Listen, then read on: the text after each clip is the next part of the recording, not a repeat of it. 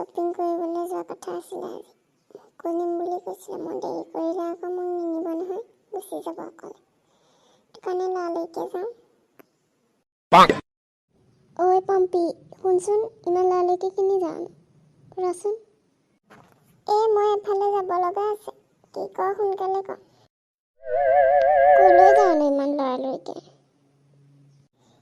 মা শ্বপিং কৰিবলৈ যাব ময়ো যাম বুলি ভাবিছোঁ মানে মোকো কৈছে মায়ে কিবা আনিব লগা আছে যদি ওলাবি বুলি কিন্তু সোনকালে ঘৰলৈ যাব কৈছে এতিয়া মোৰ ইয়াত দেৰি হৈ থাকিলে মা গুচি যাব নহয় সেইটো কাৰণে লৰালৰিকে যাব লৈছোঁ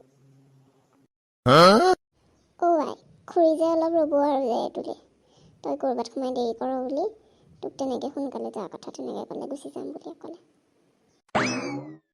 আৰু ক'বই দেচোন তয়ো মানুহজনী তেনেকুৱাইহে আৰু অ'ত ত'ত সোমাইহে যাওঁ ঘৰলৈ আমি গৈ ঘৰৰ পৰাই কিবা কিবি কৰি মানে আজৰি হওঁগৈ আৰু তই তেতিয়া গধূলি সময়মানত ঘৰত গৈ সোমাওঁগৈ সেইটো কাৰণে ক'বই আৰু ন সেইবোৰ বাদ দে তই কচোন কি কাৰণে মোক ৰখালি ক জল্দি কম ৰহ এজনী মানে কালি তই ক'ত গৈছিলিনো গধূলি সময়ত তোক মানে ল'ৰা এটাৰ লগত দেখিলোঁ হাতৰ পৰা দেখিলোঁ সেইটো কাৰণে ইমান ধৰিব নোৱাৰিলোঁ ক'ত গৈছিলিনো সেইটোকে সুধিম বুলি ভাবিছিলোঁ এনেই গধূলি সময়ত মানে কিমান সময়নো টাইমটো কিমাননো টাইমটো 6টামানত হ'ব 6টামান বজাতে 6টামান বজাত মই ৰাহুলৰ লগত আছিলোঁ তাৰপাছত ৰোহনৰ লগত আৰু অলপ পাছত মানে বিশালৰ লগত আছিলোঁ আৰু ঘৰলৈ আহোঁতে মই অভিৰ লগত আহিছিলোঁ তই কোনটোৰ লগত দেখিলি বা বাপৰে আৰু কিমানৰ লগত নাথাক তই বাপৰে বা নাই এনেই টাইম পাছ ঠিক আছে হ'ব দে মোৰ দেৰি হৈছে মই যাওঁ তই যা যদি বল মইতো যামেই ন তোৰ নিচিনাকৈ মই য'ত ত'ত সোমাই পেলাই নাযাওঁ নহয়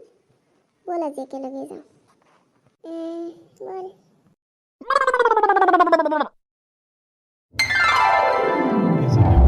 এতিয়ালৈকে আহাই নাই দেখিছ আহিছে এতিয়া প্লিজ দেৰি হোৱাৰ কাৰণে বেয়া নাপাবা দেই মই তোমাক ফাঁকি দি পেলাই যেনে তেনে আহিব লগা হৈছে মানে বহুত ফুলাবলগীয়া হৈছে তেতিয়াহে আহিব পাৰিছোঁ সেইটো কাৰণে দেৰি হৈ গ'ল আৰু ঠিক আছে বাৰু বেয়া নাপাওঁ বাৰু বেয়া নাই পোৱা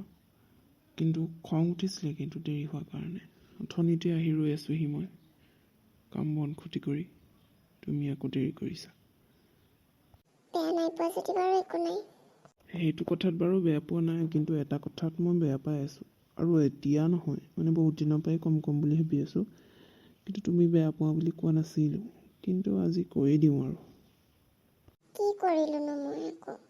কি কথা কোৱা আকৌ এটা কথা কোৱাচোন বাৰু তুমি মোক ইমান শ্বৰ্ট ড্ৰেছবোৰ কিয় পিন্ধা তুমি ইমান সৰু স্কাৰ্ট পিন্ধা কেতিয়াবা মানে সৰু নহয় আচলতে শ্বৰ্ট হয় আৰু ইমান শ্বৰ্ট ফ্ৰক পিন্ধা তোমাৰ মায়ে গালি নাপাৰেনে ঘৰত একো নকয় এইটো কথাতে মোৰ তোমালৈ খং উঠি থাকে একদম বেয়া পাইছোঁ তোমাক মায়েতো খং কৰে ন ঘৰত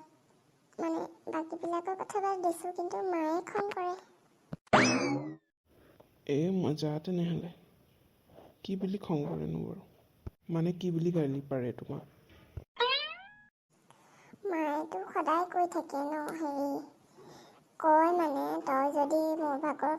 মিনি স্কাৰ্ট আৰু এই শ্বৰ্ট ফ্ৰকবোৰ যদি পিন্ধি ঘূৰি ফুৰ নহয় তোৰ ঠেং ভাঙিম আৰু হাতত ধৰাই দিম এনেকৈ বুলি কয়